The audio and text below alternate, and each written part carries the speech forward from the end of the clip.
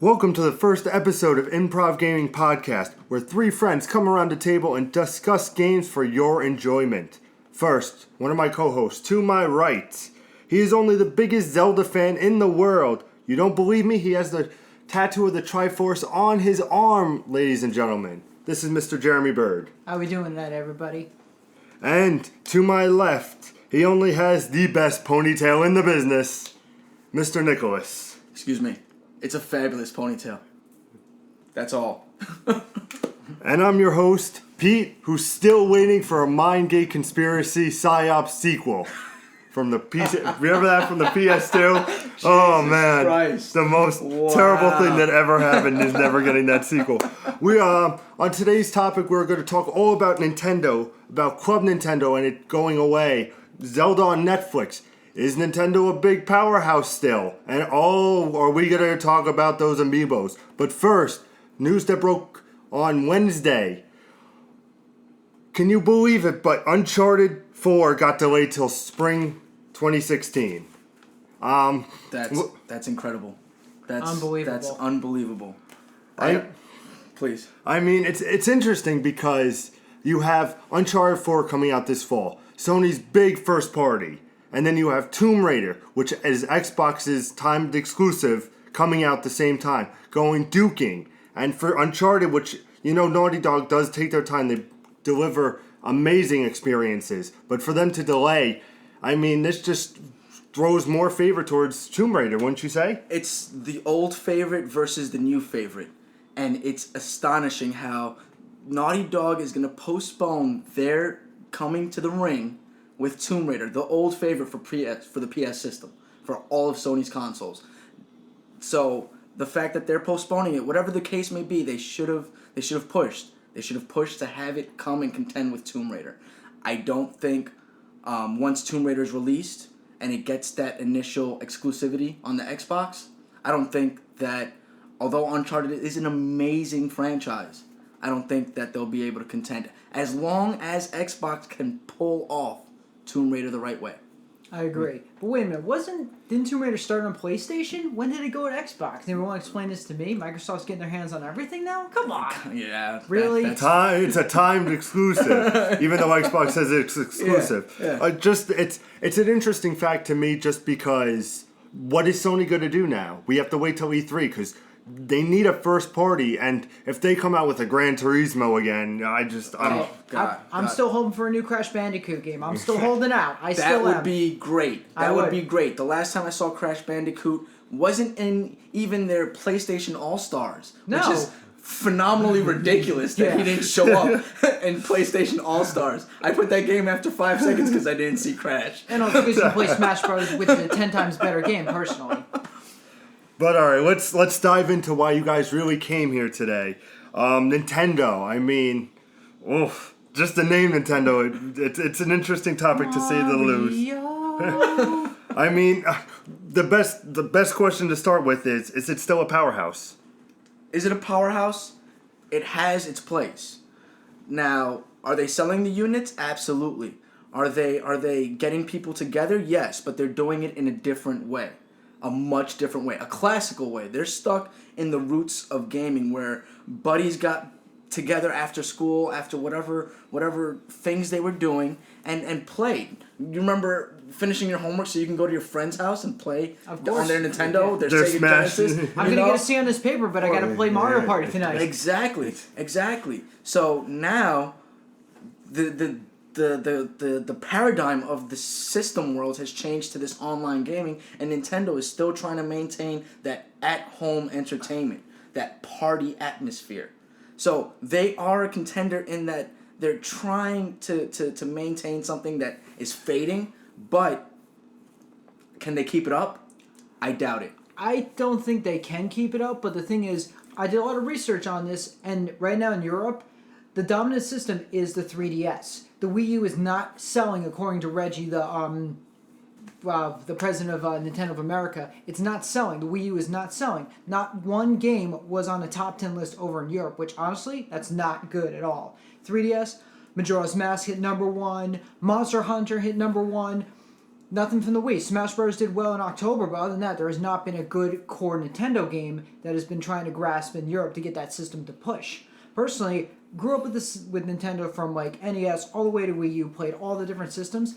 I think it's a powerhouse, but it's more of like a niche powerhouse. Like, it's got that one grasp on the market, but right now the two big boys are PS4 and Xbox One. The Wii U is like the redheaded stepchild, excuse the term. But it's the truth, literally, you think about it. Oh, yeah. But yet still, you put a new Zelda out, you put a new Mario, Smash Brothers, you're still going to get those people who are still going to buy those consoles just to play that new game. Personally, I think the Wii U is graphically, I may get shot for this, but I think it's more graphically, it's better than the other two systems. I looked at it from like how PS4 and Xbox look. The Wii U looks beautiful from all the different graphics. Yes, but the screen is 5 inches big. I'm talking on the TV, not on the tablet. This guy making me look bad here. But Sorry, I just had to say no, that. it's fine. It's fine. You were saying, Pete, go ahead. I mean, I think there's no doubt in anybody's mind. It's Nintendo is a first party. I mean, they put out a Mario, it sells. They put out a Zelda, it sells. Yep. They put out a Metroid, it sells. Kirby, you name it. I mean, they just came out with Rainbow Curse, and that flew off the shelves. That was a good game. I liked it. You know, people are still playing Smash. You know, that home vibe still exists in some ways because it's better than when your buddies come over. It's like, oh, do you want to play, I don't know, PlayStation All-Stars? It doesn't have a funner vibe than saying, come on, let's go a few rounds in car. Let's go a few rounds in Smash. Dude, do you want to play Smash? Let me get on my headset. Yeah. In saying what you're saying, I was recently invited to like a party, a video game party, where my buddy, the selling point of it was the Wii U, that he had Smash Brothers on the Wii U. It wasn't that he had the Xbox One. It wasn't that he had the PS4, because he has those systems as well, and I know that. But the selling point was going there to play Mario Kart, to play Smash Brothers, to play the new versions of these classic games that I had when I was in high school. So, again, I want to reiterate that, yeah, it is a powerhouse, but it's in its niche. Yeah, in where it is. Well, that leads us to, you know, what do they need to do? I mean... Yeah, my opinion, real quick, you have to get more third parties, because over the years they have burned a lot of bridges with like the different third party developers. But what do you think? You have Nintendo, you have like, and you have very few third party games. So like, what I find funny is, and we actually talked about this before we started this podcast up, Bayonetta 2. Mm-hmm. Bayonetta came out on cross platforms, loved it, played the game, beat it. The problem was, you see, everybody's like, where's the sequel? Where's the sequel? The funny thing is, no one wanted to produce Bayonetta 2, and Nintendo, with its Archangel wings, comes down and says, I'll save Bayonetta, and I'll put Bayonetta on the Wii U. And now everybody's like, well, great, I gotta buy a Wii U to play Bayonetta? Like, good, it's a good way to sell a system, but it's only gonna be a few choice people who are gonna want to buy that system for that game. Talking to that point, I'm a huge Bayonetta fan. Huge. I loved every aspect of the game. And the fact that it went over to Wii U, it wasn't until recently I found out that it went over to Wii U, which is shocking, right? Because I'm sitting there, I was like, all right, when the hell are they getting a Bayonetta 2? So I researched it, and I found out, what? It's out already. There's been a Bayonetta 2, and I'm looking for it. I'm looking. Xbox, PlayStation 4. Finally discover it's only on the Wii U. And way to kill a franchise that I really wanted to see more come out of. For me, because I'm not buying that console. But again, like it killed it for me, because here are these big titles that it released on, these big consoles that it released on, and to transition it over to Wii U was mind-numbing. But that's a plus for Nintendo, because Nintendo's now opening, like you said, he's opening the gates to those developers. Yeah, the thing is, they also did package Bayonetta 1 with Bayonetta 2. There's a little plug for you, Nintendo. I want my $5 now. But that way you get 2 games for 1. I'll take it. So, I mean, for it to be... What it needs to do is, of course, come Nintendo Direct at E3, they have to announce a new Mario. They have to give Zelda a release date and have it come out this year. Because if it doesn't come out this year, Nintendo's in trouble. Yeah. I mean, you know, you have to announce those big first-party games.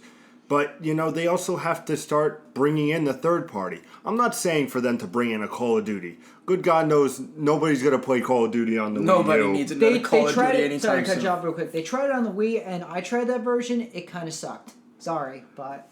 But it ends up being that they have to bring like different, even like the Assassin's Creed, they brought a couple, but they have to keep bringing them. They have to bring in the better sports games, they have to bring in all these different third parties, not the ones that are gravitating towards everybody, but for ones that come out, they need to snag and we want to be a part of this. So people like our age, who are in their mid-20s, who still love Nintendo, who grew up with Nintendo, can say, I want to play this. Bayonetta, I never played until I got the Wii U, and I played the demo of Bayonetta 2, and I fell in love with it. And then when I played the original, I said, man, this is really good. This Nintendo has something here. I mean, the reviews were fantastic across the board. IGN gave it a 9.5, if I remember. It was just spot on. So, I mean, Nintendo, what they just have to do to compete is start bringing in those third parties, and kick the door running. I mean, the 3DS is their best thing going, The Wii U is great, but it's a glorified Wii. I remember the announcement when they said, we're bringing out a new console. It's not at all like the Wii. And then the next day it's like the Wii U. And I was just like, come again? I mean, it's great. The one thing I love about Nintendo, which it's backwards compatible. The Wii U plays the Wii games. Yes. They have the catalog. Yes. I have the oldest PS3, which plays PS2 games and PS1. But now, if somebody has a PS4, you can't play those. The Xbox 360. That's the one thing I think Nintendo does perfectly. And if they get rid of it, I think that will just be a shot in the arm. That's the last nail in the coffin. If they get rid of their backwards compatibility, forget about it. Yeah. But to your point, what I wanted to say was all those third parties that they have to bring in. I think the reason they're not getting them is because developers find it so difficult to make a game for a completely different operating system. Yep. Completely different interface. It's completely different. You have to add so much to it, and then you have to take away so many other things. And in order to get that to work on the system, it's a nightmare. I could imagine that the Bayonetta developers, and they had a horrible time working on the project itself. I checked out the they were development. probably they probably hated it, because here they go from one console, which is 16 buttons, to a console that is 16 buttons, motion control, and a screen that you can use the stylus to do moves with now. You have stylus, and and then to repurpose the original Bayonetta. I don't know what the gameplay was like on it. Oh, but was it all like stylus based? So now you take the original one, and now you have to redo the control actual scheme. programming inside of the game to get this to work. Yeah, the thing is, Nintendo has gotten lenient over the years with its censorship and what the standards are. If you go back to Super Nintendo, you go back to Nintendo, you wouldn't see a cross, you wouldn't see any religious iconography in any of those games. Nowadays, they've got churches, you actually get blood, stuff like that. But that's where they need to change. Literally, you got to draw in the new third parties, like you guys have been saying. Personally, I just blanked on the game. Well, while he thinks of his thought, my thought is this. Are we going to see a new console this year from Nintendo? I'm sorry to cut you off, but according to Shigeru Miyamoto, his plan is to keep the Wii U until it reaches its full, it can't be done until it hits its full, potential, and then they're going to develop a new system. So, if you heard from me, folks, the Wii U is going to be around for a long time. So, the record is, I'm trying to think, 7 or 8 years as a console life. The Super Nintendo pushed almost 10, so they're going to try and push longer than that for the Wii U. I don't think they're going to be able to do it. I don't think it's going to be possible. I'm sorry. Yeah, I don't think it's going to be possible at all. They're going to have to cave in. If they can even get 3 years out of it, I have no idea what they're going to hold on to. They got 6 out of the Wii before the Wii U came out. But this is a glorified Wii. Okay, touche. Yeah. You understand that this is the same company that every 6 months releases a new Game Boy. So yeah, you guys are right. Because you think about it, they got 6 for the Wii U. They actually only got 5 out of the GameCube to the Wii. They only got 5, 2001 to 2006, and then they brought the Wii out. So I think that all these little tweaks, this is like an Apple iPhone. Every single time you get a new one, it's a bigger screen, better camera, better graphics. But there's nothing really great about the phone itself. It's the same phone. does the same thing. It does the same exact thing. So this is what they're releasing, is an upgraded iPhone or upgraded Wii with a little bit more bells, a little more whistles, but it's not going to last 10 years. Just please, Nintendo, don't do what Sega did to the Genesis. Please don't do the whole CD ad on the 32X. The system looked like it was on life support. Don't do that to it. It's just funny because I remember a couple of E3s ago I was watching and they showed the controller, the tablet, or however you want I got to a kick describe out of it. I'm like, that thing looks pretty awesome. And everybody said, "Wait, is that the console? Is that the system?" And nobody was sure for the first couple of days. That's not smart, like marketing or anything. When PlayStation came out with the PS4, they said, "This is our hardware. This is the games you'll see on it." When Nintendo just shows the controller, it just. PlayStation's biggest problem during revealing the PS4 was, am I going to like that controller? Because they had such a classic controller that transitioned from console to console to console. And then they changed it and everybody was like, I don't know about that. But we all love it now. But now it's the best thing ever. Yeah. Speaking of controllers, I'm going to ask you both this. From going from GameCube to Wii to Wii U, no, I'm sorry, no one liked the Wii U Wiimote. No one liked it. Oh, I couldn't play on it. The only time I didn't mind it at all was when I was playing Smash. Because you could go horizontal with it and play it as a classic. I have a problem playing with that. I mean, it's tiny. It's like you're holding nothing. You're barely holding a sandwich in your hand. Well, this might be an obvious answer for most of us, but what is your favorite Nintendo controller? What do we think? I like the 64.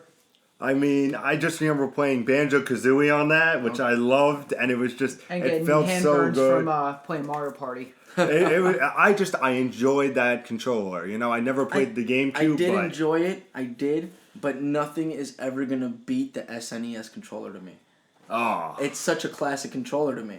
I'm going to have to go with my Smash brother and say the GameCube controller. You can't beat it. I've managed so many hours in Alto just from how it fits. I just love that controller because just from how you say, what is the GameCube controller? I'm like, yeah, it thinks of like Wind Waker, Smash Brothers, Mario Sunshine. Oh, I wasn't supposed to say that. But I love the GameCube controller because yet even now you can get the adapter for the Wii U and you can still play it instead of using the Wii U controller. But I mean, we were before talking about Zelda, and there was recent news that Zelda might be coming to Netflix. Now, with this in, what needs to happen to Nintendo? Should they, if the rumors are true, which I believe they're probably going to make a decision after they see Daredevil, because they can see what that can do. I think Daredevil's going to do well. But they have to wait. They have to wait. They cannot release Zelda without seeing what happens with Daredevil. Daredevil was such a horrible flop when it came out as a movie. I like that movie. Am I the only person a terrible. Yes, Jeez. When I was 5, I liked it too. You were 5 when it came out. Make me feel old. When I was a young kid, I liked it. I thought it was nice. But then I rewatched it, and it was the worst movie I'd ever seen. And for it to even get a spin-off was freaking ridiculous. Electra was pretty bad. All right? Electra was terrible. Pretty bad is like an understatement. It had a good soundtrack. I'm a guilty pleasure. I'll give them that Daredevil, even though this is a tangent, and I'm apologizing for it. The director... We'll stay on track, folks. Don't worry. On Daredevil is saying that if you want to know what our show is going to be like, watch the movie and none of that. That's a good point. That's what he said. So, but you still have to wait because you don't know what it's going to look like. I mean, Netflix is gaining a lot of traction. They have a lot of their popular own thing series. now. Yep. Like their House of Cards there. House of Cards, Orange is the New Black. Jinx. I mean, there's so many things that they're coming out with, and they're developing very good shows. Zelda as a show, can it work? Well, do you think it will help Nintendo if it works? Will it bring a new audience into it? It could. It depends, basically, in my opinion, on what story they're going to go with. If it's going to be like they're going to retell one of the classic games, whether they're going to do a whole new story. But my issue is, how do you do a show with a silent protagonist? Like, 30 years, almost 30 years, Link has not said a word. A sword slash, a swipe. Hi, yeah, that's Link's vocabulary. And to make him break the silence, it's kind of a breaker for me because, like, my quick example is Metroid Other M. I love the game, yet Sam has finally spoken that game, and the whole time I'm trying to play, I'm like, can you just shut up so I can kill these aliens already? I'm tired of hearing you cry about your former friends. That's just me, but if they're gonna go for it, give Link a companion. Have him talk for him. Give him the stupid little fairy from Ocarina of Time. I'd rather have that, like, tell the story through, like, say it through Navi's eyes, and then this is what Link does. That's how I would say. But if you're gonna have Link talk, he better be a pretty good actor, and you better be a pretty good representation. Hey! I would not want to hurt. I would not want to listen to that for 13 episodes. You're absolutely right. You're absolutely right. Hey, listen! But to your point, you know, Halo was a big franchise where he barely ever talked. And Cortana told most of the story, and yes, and it worked. I'll give and you it a worked. for that. But when they came out with, what was it, 4 that came out? Oh, dear God. And he just wouldn't shut up. So, yeah, to your point, I understand where that's coming from, but against your point, you had Final Fantasy VII, where Cloud didn't talk. None of the characters did talk. I mean, Cloud had his little speech bubbles, but when they were coming out with Advent Children, the big debate was, how are you going to make these classic characters have voices? Yep. Classic characters. You're going to give them voices and potentially ruin them. Now, I watched Advent Children, and I thought it was amazing. Yeah, I agree. I thought the voices matched. I thought everything was perfect and in line. But again, we're talking about Square Enix, where they spend maybe 45 days per character per second of frame. So they're really putting a lot of work into everything that they do. Take hints, Nintendo. Watch that movie, and then show me what you got. Well, the question then raises to me, are they going to make it live action in Zelda? It's going to be live action. Is it? Yep. Yeah? Yeah. See that. See, Ooh. so there's a lot of iffy terrain here because we don't know what Zelda's going to be like live action. We don't know who they're going to... Do we know who they're going to cast? No. We don't know who they're going to cast. For No all we rumors know, yet, so. Jesse Eisenberg, after becoming Lex Luthor, can become Link. Oh, dear Yeah, God. good God. Imagine that. That's going to be terrible. But... No offense, Jesse Eisenberg. All right, don't get mad at me. I think you're a great actor, but as did like Link, the Social you would Network. suck. All right, you're a great actor, but as Link, you would suck. I'm sorry. He's thinking right now, being like, I agree. Link is not a timid. No, Link is a fighter. And you're nowhere near that. All Mr. right? Eisenberg, you ruined Dawn of Justice, and I will find you. And I'll tell you I want my ticket money back. I'm sure he'll be the one to worry when we got Ben Affleck, the ex-Daredevil. in. Yes! Yeah, right? I think he's going to be That's not even a Anyway, we're concern getting on off his end. subject. But, oh, God. Surprisingly, this is still a gaming podcast. This is a gaming podcast, isn't it? With Right? a little bit of pop culture in for you guys. This is what you get when you get 3 gaming nerds together who Yeah. have a lot of pop culture history. Hope you enjoy. But I think, could it be that Zelda could be the voice of Link? It could be.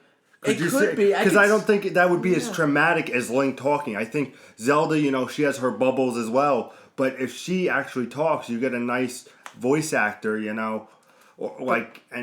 Can you do an entire series without your protagonist saying a word?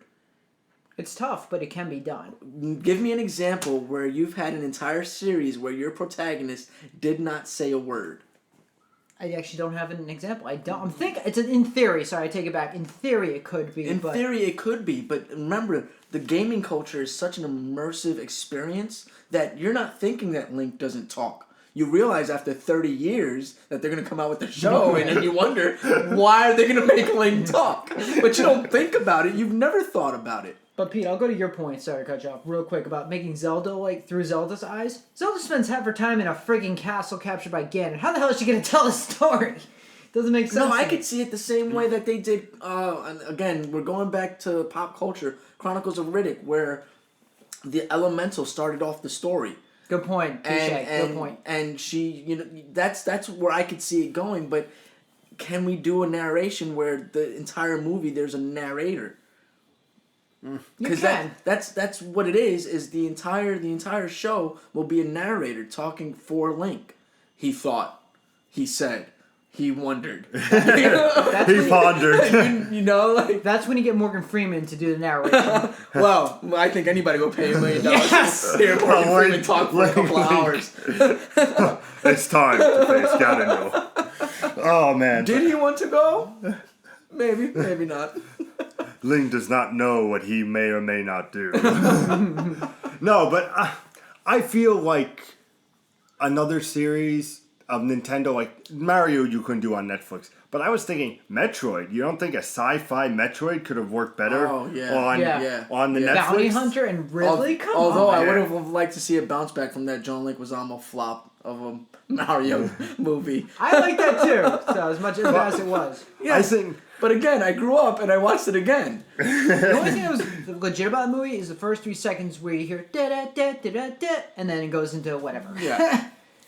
well, it's for the fan service. If Nintendo decides to do this, they're going to do it right because they want to deliver to the fans. Which brings us to our next topic, which is very, I don't want to say controversial, but a lot of people have mixed feelings. Club Nintendo is disappearing. They're going to do a new reward system. Club Nintendo's been years, 4 or 5 years, like of good, you bought a game, you put it in the pin in the code in the Club Nintendo, and you got coins for it, and then you can use coins to get merchandise that was like unique. They had the Bowser one statue that like nobody can find now, and it's just, is it smart? I mean, I have faith that they'll do something good, and what they're doing at the end with all these deals, if you go on Club Nintendo's page, they have from the Super Nintendo to the Nintendo to N64 Virtual Console to the Wii U, all these games you can buy. Literally for free. You spend $60 to buy the game. You get like what, 50 coins per thing, and they're like what, like maybe 100, 150 coins per. That's not bad. Depending on the thing. Like if you want a full retail, like I'm interested. And if you guys are interested, let me know in the comments if you played the Wonderful 101. That like I've been really intrigued by that game, and it's discounted on Club Nintendo for 600 coins, and I have a plethora of coins that I'm like, maybe I should give this a shot, and then maybe get Super Metroid for the Wii U and get I would definitely get Super Metroid because retail right now it's like $150 game, so no one wants to pay that. I mean, and to get the system. Paper Mario is $250 for the N64. I love that game, and I don't even know where my N64 is. But because of Nintendo and their vast virtual console, half the people in the world buy the Wii and the Wii U just for that amazing backlog categories of the Super Mario Brothers 1, 2, 3. Super Mario World, debated as one of the best games of all 64, time. 64, Sunshine, Galaxy 1 and 2. I was just going to say, for Club Nintendo, I like it. I thought it was a great idea for like just how you buy in all these games, here's your reward for it. The specials at the beginning, like you said, the Bowser statue, that was amazing. I just used up my coins to get the Majora's Mask messenger bag, and I know someone on Instagram who bashed that bag. It's black with like white cutouts of the Skull Kid with the Majora's Mask and the logo. I think it looks cool. Was it worth 800 coins? No. And that it was that or get a Mario t-shirt with a little Club Nintendo logo on the back. Was that worth 800? No. But honestly, with the new Nintendo rewards program coming out, step it up, guys. Give me something really good. Like literally just drop all these things. Like you get, for 1,000 coins, you can get like this shirt, this item. Honestly, my opinion, make the gold Mario amiibo an item for that. Hold it off. Steal it from Walmart. Bring it back and have that as an exclusive. Or do a different amiibo, which we're going to touch on the amiibos in a little bit. Yeah. Which is, don't even get me started on amiibos. That's going to be a debated. I am so, whatever. Anyway, it depends on the system that they put in place after they get rid of Club Nintendo. Yeah. Exactly. Everybody has to wait. I know people are anxious and uproared, and this is what happens whenever there's a big change. Every single time there's a big change, and people start to get worried and start to wonder what's gonna happen. Like the Xbox One, always gonna be recording you. In your sleep always. I can't play naked video games anymore. Now I can't play Kinect naked. Well, you shouldn't have. You shouldn't have gotten the Kinect in the beginning. Anybody who first installed their Kinect and played naked knows exactly what I'm talking about when you shouldn't have been playing it naked. I'm guilty. Whoops. But anyway, everybody always gets in the uproar whenever there's this change that's going to happen. So from Xbox 360 to Xbox One, there was a change. Kinect is now an official part of the console. and you need it to operate your system because we're watching you. When I found that out, I'm like, really? I need a friggin' Kinect to work the system? Really? Yeah. What if I don't want the Kinect? What do I do? Wait till Phil Spencer takes over, and Oh, 9 months jeez. later, gotta connect one free extra. Oh, it's, Yeah. that whole situation's another that's- topic so- for another time. So when they everybody always got into these uproars. I think we just need to wait. We need to see what happens and then dish out our complaints. Yep. Well, I would like to say, Club Nintendo does things right. Where if, for example, the Smash coming out for 3DS and for the Wii U, if you registered both before a certain time, I think it was like January 31st. Yeah, you got the Super Smash Brothers Holy Crap CD, which I just received in the mail. I hate you. I'm still waiting for mine. But it's just nice listening to the music of the stages and the whole, like, instead of leaving my 3DS and just putting it next to me playing the random songs, to have a CD of both, just the 3DS, just the Wii U. I mean, it shows fan service in that regard, Register these two and you'll get Mewtwo absolutely free on... Coming March 31st, codes should be released. Check your emails. Yeah, exactly. I'm excited for that. I've always been a Mewtwo fan, So if they could deliver on that alone and just give that reward system with the coins, who knows? It could be 10 times better. They could be like, you know what? Watch what we have for you. In the meantime, they do right now, if you're a gold or platinum member or elite, you can choose a free game after March 31st. They go, Yep. Here's your choices of games. I'm waiting to see what they're going to have. Yeah. Because if anything good, I'll grab it. I think they have Super Metroid for, don't quote me on this, but for the Platinum players. I'm going to pick that up. It's a free game, and it's, in many eyes, a classic. I still play it on my Okay. Super Nintendo. Yep. But it just brings back to, if this is for the future, I think they're going to announce the reward system at their Direct for E3. I think that it's going to go away, and they're going to say, starting July 1st, this is our new reward system. You do this, this is what happens. You play this game, throw in like some achievements. Some people love achievements and trophy. Throw that in with the award system. Make people say, I want to get 100% on Smash and do all these little daily challenges. Similar to like Destiny in a way. Like they have daily and weekly challenges. Do that with Nintendo for the reward system, Every week, if you do this certain thing, this is the reward you'll get. But, Nintendo has its issues, but then there's these things that come along called Amibos, which God. totally makes everything go insane. Shut up and take my rubies. Oh my goodness. Some of these Amibos, my buddy yesterday went to the city, bought 5, and he spent $190. He got the Rosalita, the Mennonite, Little Mac, but he got all these things and $190. They go for $13, but these rare ones that nobody can get that are $40. King DDD, who I wanted to play and get, is $40. I went to the Video Game of New York in New York City, and they had Meta Knight for $60, a DDD for $40. They didn't even have the Villager. The Villager is almost going for $250, $250 at some places. $100 on Amazon, $270 on eBay. It's insane. Oh my God. And I hate the Villager. I have no interest in getting the Terrible Villager. character, Does anybody hear a repeat of Tickle Me Elmo coming Yeah, along? God. Beanie Babies Does anybody 2.0. know that? Oh my goodness. But I was just going to say, what I'm starting to collect or getting ready to collect is, I know a lot of like people who go to different conventions, they buy the Amiibos and they customize the Amiibos themselves. I've seen a Fierce Deity Link, I've seen a Dark Link, I've seen a Kirby with a Gandorf hair, they customized that one.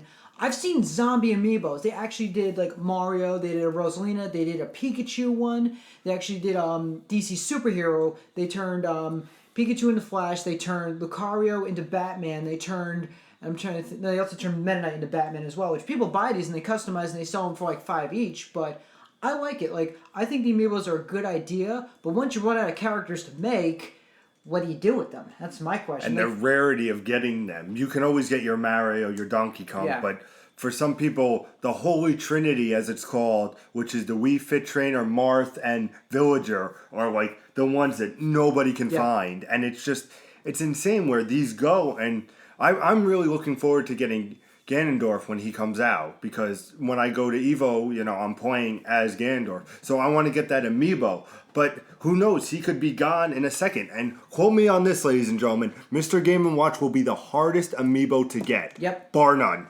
Without a doubt. He comes out, you'll never see him ever again. Pre-order now. Yeah, exactly. Throw your wallet at the attendant and say, I want him. Yes. Rosalita, forget it. When Nintendo in New York City was announcing they had 4 rarities, which one was Rosalita. People waited for 3 hours outside, and then I felt bad for that guy who had to come out and tell an angry mob full of over 100 Nintendo fans saying, we sold out of Rosalita. Because what they were doing is 1 per customer. But you would have a mom, a dad, and two children coming in, and each buying 1 Rosalita, 1 this, 1 that. And then, you don't need 4, and then people are selling them for outrageous money. There is a guy out in, I think, Alabama or Oklahoma who bought every Rosalina within a 5-mile radius and now is selling them for $500 on eBay. What a scumbag. Honestly, my opinion, if you're going to be that desperate for money, just quit. Be nice. I'm trying to say bad, folks. But. I think this is also a good thing for Nintendo. You imagine if these didn't come out, they're making a ton of cash off of something as simple as a Beanie Baby. Exactly. That's exactly what they're doing. And my fear is where Nintendo was such a fan-based company might become an Activision and be a money-profiting company. I will release whatever I want and drive the price up so high that you're just going to have to buy it. Yeah. You love it, so you're going to have to buy it. Can you imagine Mario Kart being $120 to purchase next year? Yeah. You get what I'm saying? I get you. It could just snowball out of control. I don't think Nintendo would do it. I think Nintendo has a great fan service history, and they're going to maintain it. Of course. But the possibility remains that they see these prices skyrocket. Why should all these people make $500 off of an amiibo that we sell for $13.99? Yeah, but if Nintendo is smart in some regards, if Marth is so hard to find, which they're doing with the new game, re-release him. Yep. And just keep grabbing that money. That's what they have to do. Don't go with the married, do stuff where if people are, the villager, put out the villager, put it so other people don't get this insane amount of money. Give it to yourselves so you can actually put a console out that doesn't cater to just the hardcore fan base. Surprisingly, according to Nintendo Direct, Shigeru Miyamoto is pretty pissed about the guy who bought all the Rosalinas. He's pissed because basically his theory is he wants to have people to buy what the product he puts out, yet he wants to be a fair priced item. He's pretty mad that this guy actually bought all these ones and now is jacking up the price to money that he's not going to see. I don't know if that's his thing, if he's all about the money or anything, but literally the fact that he's not getting $500 per thing, that really kind of pisses him off. So it's just that's a fair point. That's a very fair point. I'd be pissed too. Oh yeah, absolutely.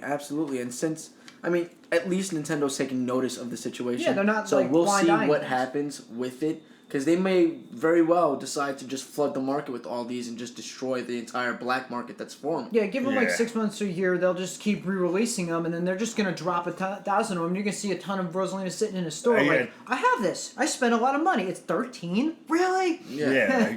And then that's when you get those angry consumers that aren't going to fall for that again, even though I would have thought after the Beanie Baby craze, people would have learned their damn lesson. The 90s all over right? The Pokemon cards. Oh my goodness, the Pokemon cards. The Yu-Gi-Oh! Is anybody in this room old enough to remember Pogs? I remember Pogs. Okay, do you remember these things? And that was the start of it. The Pogs were the start of it, in my experience. The Pogs, the Pogs were the start of it. Then it became the Pokemon cards and the Beanie Babies. The Yu-Gi-Oh cards. The Yu-Gi-Oh cards. I mean, the Yu-Gi-Oh cards are still kind of prevalent. Yeah. I still have my deck. I'll admit it. So do I. They're Dark still Magician kind of all the way. where you could sell a deck for $800 if it's a good enough deck. Yeah.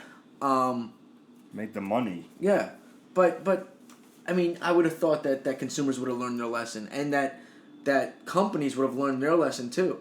Where I'm selling this pack for this much, and it's a random pack, and now I'm creating this black market where other people are, Yeah, it's funny. It's not the Amiibos aren't just like little pieces of plastic. You put them on the Wii U gamepad and on the new 3DS, and basically you can in Smash.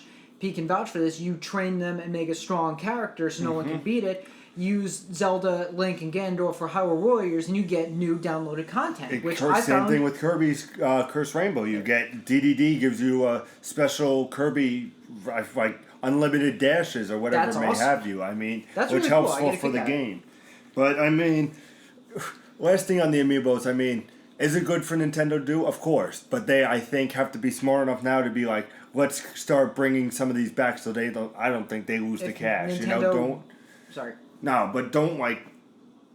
It's just a frustrating topic. It's a very frustrating topic. I was just going to say... Sorry. Go ahead. No, please. Real quick, if Nintendo, you really want to cash in on the Amiibos, just take all 600 Pokemon and make them Amiibos. There's a good point. Give me my $5. Those would fly Give off. me my $5. They would fly off the shelf. Patent pending right there. Oh my goodness, how would go. that fly off the shelf just like that? Yep. But I think where it stems from is the Wiimote. When we first got the Wiimote, what could you do? You could save your data on your Wiimote, take it to a friend's house, and now all your data was there. You would transfer your Weeple. I don't know what they're called. The Wii-Me. The Wii-Me. Oh, yeah, you would you're right. transfer your Wii-Me. Wii-Me, and it would be your the data. maze. The maze. I'm saying not the Wii. Yeah, the maze. You would transfer your Me over to your remote, and on it would be your data. Yep. And you could take it over to a friend's house. Now they're trying to create these figurines, which is just creating... I think the remote idea was much better. Much, much better. Yeah. Where it's a remote, everybody needs one, and you can't jack up the price on this one because it's got a different color to it. There you go. Exactly. Well, in closing, we usually now all discuss the games we're playing right now. So, Jeremy, what are you playing right now? Currently, I'm playing Majora's Mask 3DS. I played the original for Nintendo 64. I loved it. Being a Zelda fan, it's a must-own game. 3DS, I haven't beaten it yet. I'm taking my time. I'm enjoying the game. For what they changed and just how beautiful and how atmospheric the game is, I say it's a must-buy. Go out, buy the game. Just buy the regular version. Don't bother with the $60 collector's edition with the Skull Kid character. It's cool, but it's not worth the $60. And if anyone can find me a 3DS Majora's Mask version, give me a hand. I'm still trying to find one because they're $500 as well. But honestly, buy the game, play it, own it. Pete? Well, actually, today what I just finished was Gunman Clyde 2. And if you guys don't know what I'm talking about, it's on the Nintendo eShop for the 3DS.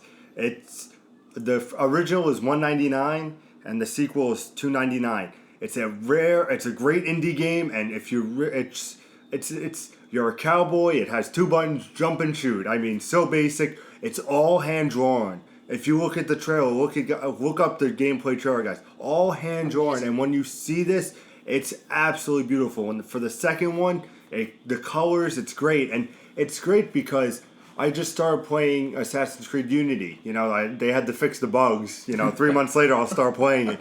But I started playing, but to me, Assassin's Creed Unity is very frustrating because if you don't do something certain, you know, you just it's unplayable. I feel like it's unplayable. But for Gunman Clyde 2, if you are a casual gamer or a hardcore gamer, it's a very hard game. The second one is infinitely harder than the first. But it's that kind of game where it doesn't frustrate you. You want to learn the patterns, and once you learn the patterns, you're like, oh, I got him, and take him down. When I faced the last boss, he's 6 stories high, and here's a little cowboy, and I'm like, all right, let me see. Okay, this works. Now I can jump here. And it was just that reward mentality, and I definitely check it out, guys. It's Gunman Clyde for $199, and the sequel that just dropped, it's Gunman Clyde 2 for $299 on the 3DS. It's absolutely fantastic. Both games for $5? I do. Yeah, $5. You have a couple at 20 levels. The second one's 25 levels. You play as a duck. You play as a duck, people. I mean, buying now. you just do yourselves a favor. Look it up. If you don't do anything but just look up that trailer and see what it's all about. And Nick, not like we don't know what you're playing, but what are you playing? Well, you know I'm playing Destiny all day, every day. I get home from work, I eat, sleep, drink, and I shower with Destiny. Oh, man. No wonder your PlayStation 4 is working fine now. That's actually interesting because for our next podcast, we will be talking about Destiny. Is it For Nick here, he plays it every day, showers with it, everything. And he feels like there's so much replayability in this. But for me, who picked it up at launch, was super excited from all the promises they gave. And after 2 months saying, I'm doing the same raid over and over. All right, Pete, you're going to need to stop talking because we can't give them a preview of what's going to go down next time we talk. You definitely guys. Check it out next time. We are probably going to go at it. I'm just letting you guys know in the audience. We will probably be going at it, and there might be some shouting. But that's why I'm just here on the understand, ref. yes. And just understand we are 3 friends. We love discussing video games, and we're here to talk to you about video games. And if you enjoyed this podcast, please follow us on Twitter at improv_gaming. We're going to be posting this on YouTube at Improv Gaming, all one word. Also, we have a Facebook page at Improv Space Gaming. And finally, Instagram, where we put up some cool pictures. If you actually think about it, it's going up later today. It shows that if you think about it, the nunchuck from the original Wii is the N64 analog stick, and the classic Nintendo controller is the Wiimote. Think about it, guys. Mind blown. Mind blown. Mind melted. So if you want to check that out, we're also at improv_gaming. On Instagram. On Instagram. And any final thoughts, guys, on tonight? I want to see what E3 holds for us, and hopefully we'll get some good news from Nintendo. Yeah, I'm on the same boat as you. I want to see what E3 holds from us. Me, I'm not too much concerned for Nintendo. Nintendo will just be there as the stepchild. They can be there, that's fine. But once it comes closer to E3, we'll do a full, probably, I'm thinking 2 podcasts worth of E3. Probably. I mean, come on, it's E3. We have to dedicate a lot of time to that. Bethesda, I'm going to go off the rails. This guy has been following Bethesda. I don't think he knows that anything else exists at E3 at the moment. Sneak preview. Fallout 4 will be announced, and it will come out this year. I guarantee it. You heard it here first, folks. As always, guys, it's been a thrill to bring this to you. I hope you guys all enjoy it. Please like, subscribe, and comment on the videos. Let us know if you want to know about a topic for the future for us to discuss. I mean, we're 3 friends. We sit around a table. We play video games, but we love talking about video games. So if you like and enjoy a nice conversation, stop on by. Peace. Peace. Peace. Peace.